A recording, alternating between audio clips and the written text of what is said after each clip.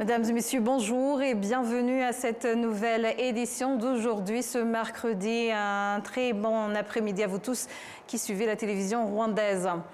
Début de l'examen du projet de loi du budget des finances de l'État pour l'exercice 2025-2026 par la Chambre des députés. Le secrétaire d'État au ministère des Finances et de la Planification économique, Godfrey Kabera, était devant les parlementaires ce mercredi. Le récit de Patrick Niridanti.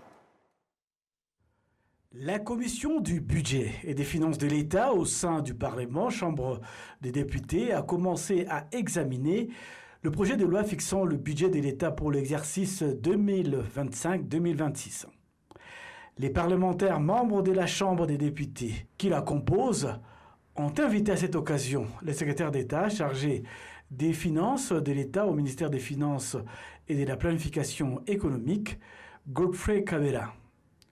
Le 12 juin dernier, le ministre des Finances et de la Planification économique a annoncé aux deux chambres du Parlement que le budget de l'État s'élèverait à 7 032,5 milliards de francs rwandais, une hausse de 1 216,1 milliards de francs rwandais.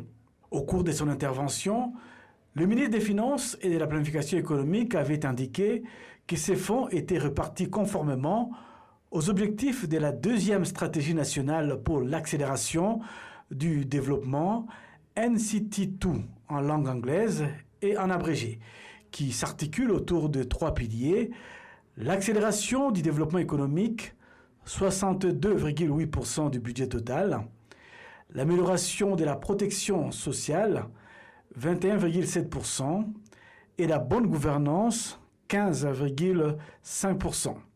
Ce mercredi, devant les députés, le secrétaire d'État chargé des finances publiques au ministère des Finances et de la Planification économique, Kabera Godfrey, a déclaré que ce budget pour l'exercice 2025-2026 comprend divers programmes, notamment la poursuite de la restauration des monuments du génocide perpétré contre les Tutsis, tels que le mémorial de Rouillé, qui coûterait 200 millions de francs rwandais, celui de Mutete, qui coûterait 566 millions de francs rwandais, et celui de Mukarange, dont la restauration coûtera jusqu'à 250 millions de francs rwandais.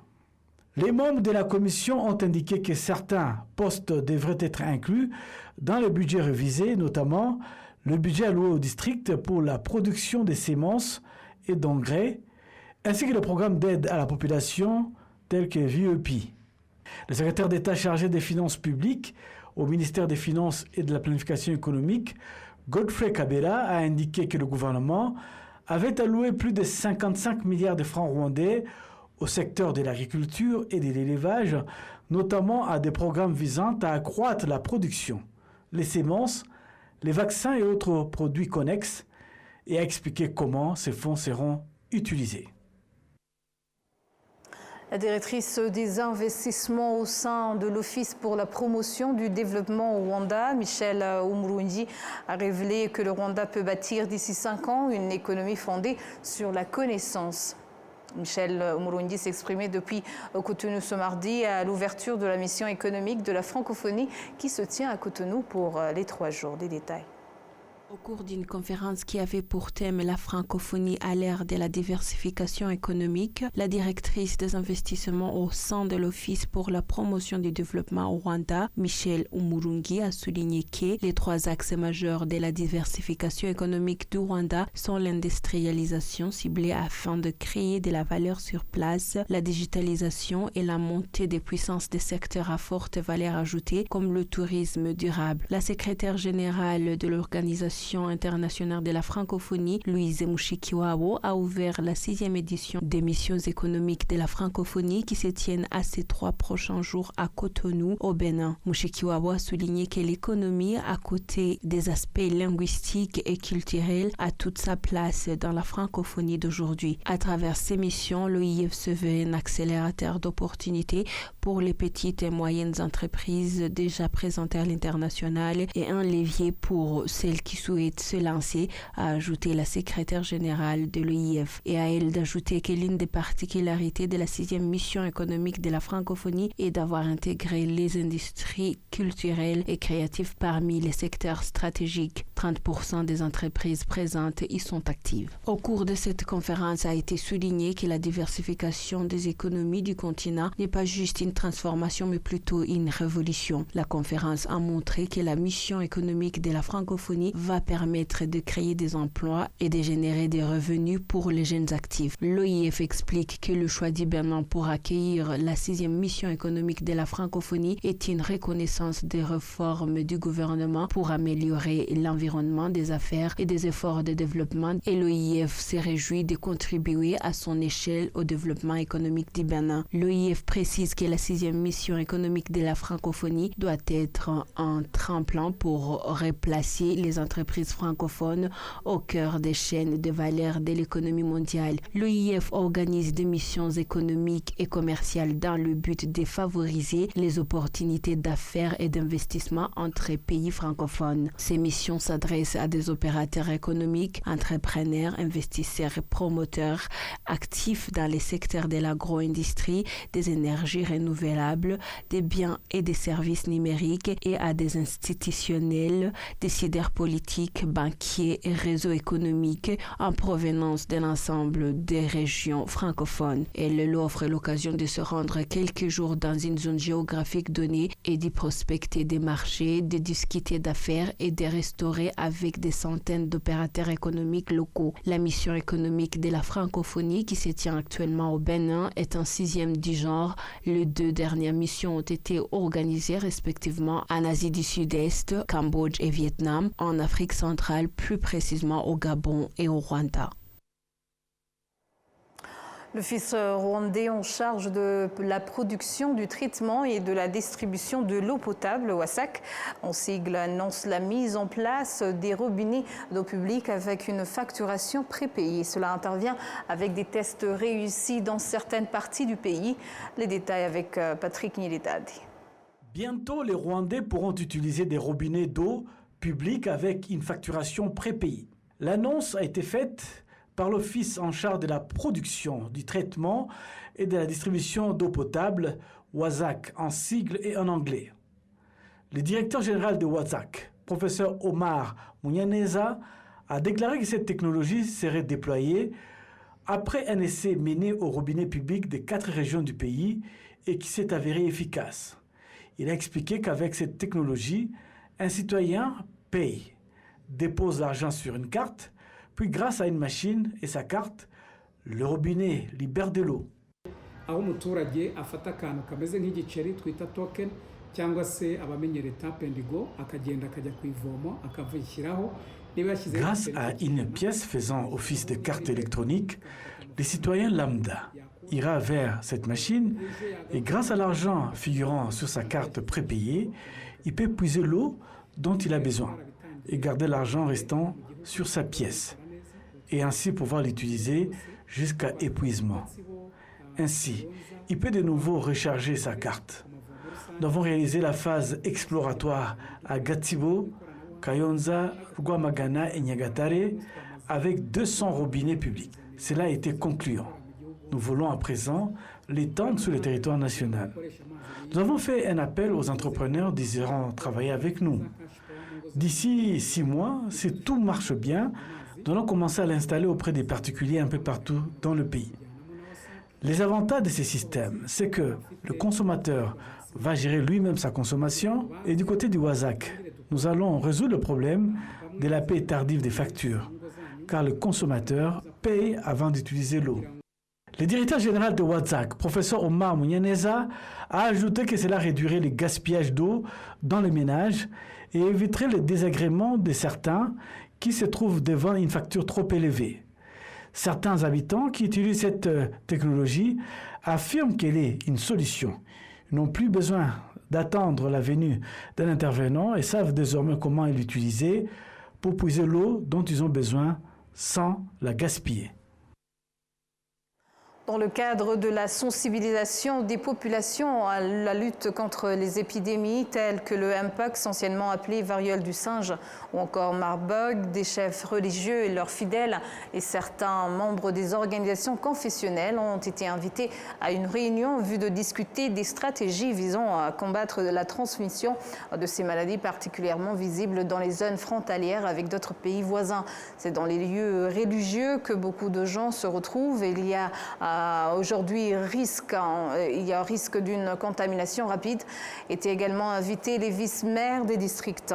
Les églises jouent un rôle essentiel dans la lutte contre la propagation de ces maladies, car lors des rencontres religieuses, les guides des croyants apprennent aux fidèles la distanciation sociale et le lavage des mains.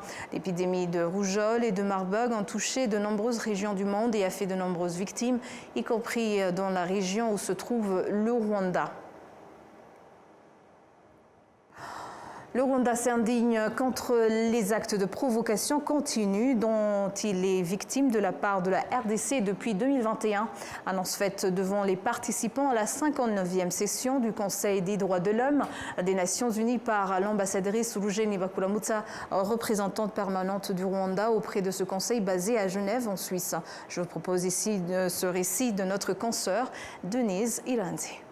Le Rwanda a exprimé ses préoccupations lors de la 59e session du Conseil des droits de l'homme des Nations Unies face aux actes de provocation continue qu'il subit de la part de la République démocratique du Congo depuis 2021. Ces préoccupations ont été soulevées par la représentante permanente du Rwanda auprès de ce Conseil, l'ambassadrice Urujeni Bakuramutsa, dans le discours prononcé à Genève, en Suisse, où se trouve le siège du Conseil. C'était au cours d'un dialogue spécial consacré aux questions de sécurité dans l'Est de la République démocratique du Congo. L'ambassadrice Bakuramutsa a indiqué que depuis 2021, le Rwanda est la cible d'attaques provenant du territoire congolais ainsi que des violations de son espace aérien. Elle a également exprimé l'inquiétude du Rwanda concernant la collaboration entre la RDC et les combattants du groupe terroriste des FDLR, composé en partie d'individus ayant participé au génocide perpétré contre les Tutsis au Rwanda. L'indignation du Rwanda est accentuée par le fait que les combattants FDLR sont aujourd'hui intégrés dans les rangs des forces armées congolaises FARDC. Elle a par ailleurs dénoncé publiquement ce qu'elle a qualifié de complot du président congolais Félix Antoine Tshisekedi et de son homologue burundais Evariste Ndayishimiye visant à renverser le gouvernement rwandais, soulignant que de telles intentions aggravent l'instabilité dans la région. La représentante permanente du Rwanda auprès du Conseil des droits de l'homme des Nations Unies a appelé à la mise en place d'un mécanisme d'enquête impartial, exempt de toute interférence politique, afin de renforcer la crédibilité du Conseil des droits de l'homme des Nations Unies.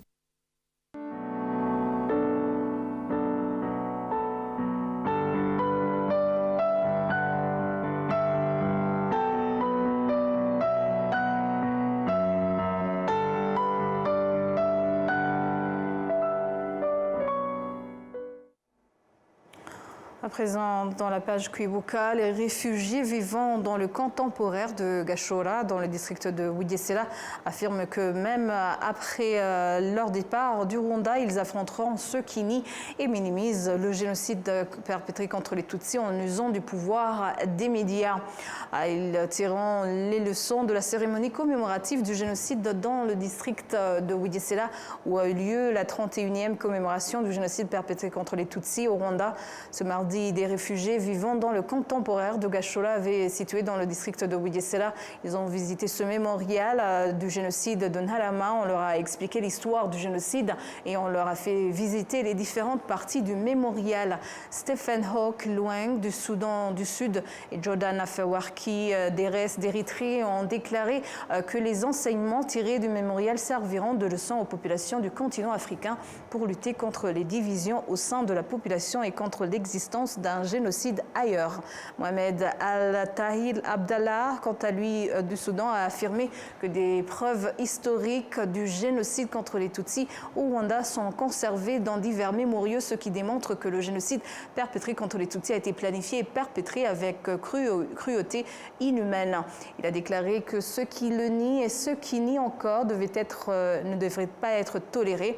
Ruyumbu Farisa, directeur du camp temporaire de Gashora, a expliqué que l'accueil des réfugiés à ce camp les aidera à comprendre aussi l'histoire du génocide perpétré contre les Tutsis et à mieux appréhender la situation des femmes de l'histoire qui a marqué le Rwanda jusqu'au génocide de 1994. Le camp temporaire de Gashora accueille actuellement 650 réfugiés et demandeurs d'asile originaires de différents pays, tous originaires de Libye, où ils tentaient de rejoindre l'Europe. Le premier groupe étant arrivé au Rwanda en 2019.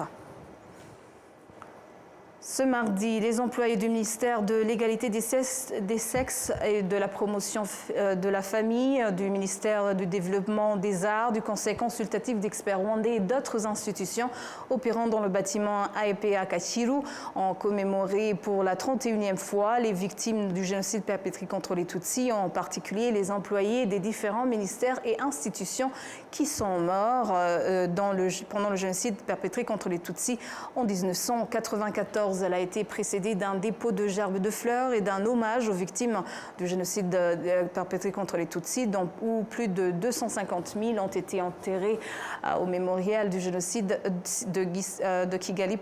Siza Gisozi Mutabazi Godefroy Museveni, un survivant de Kimihurura, a témoigné que les médecins pendant le génocide avaient discriminé les patients en raison de leur appartenance ethnique. Il a remercié les Inkotanyi de l'avoir secouru et soigné pour les complications causées par l'amputation de certaines parties de son corps pendant le génocide. Le discours du président d'Ibuka, le docteur Philbert Gakwenzile, a mis l'accent sur la discrimination envers les étrangers, en particulier ceux qui ont commis des atrocités contre les Rwandais depuis les années 1900 et leur implication dans le génocide des Tutsis. Il a rappelé aux jeunes que l'apprentissage de l'histoire du Rwanda ne doit pas être une source de honte. Le ministre du Genre et de la Promotion de la Famille, Uwimana Consolé, a appelé chacun à combattre l'idéologie du génocide et tous ses vestiges. Par cette action, nous rendons hommage aux employés du ministère du Genre et de la Promotion de la Famille, ceux qui ont été tués en 1994.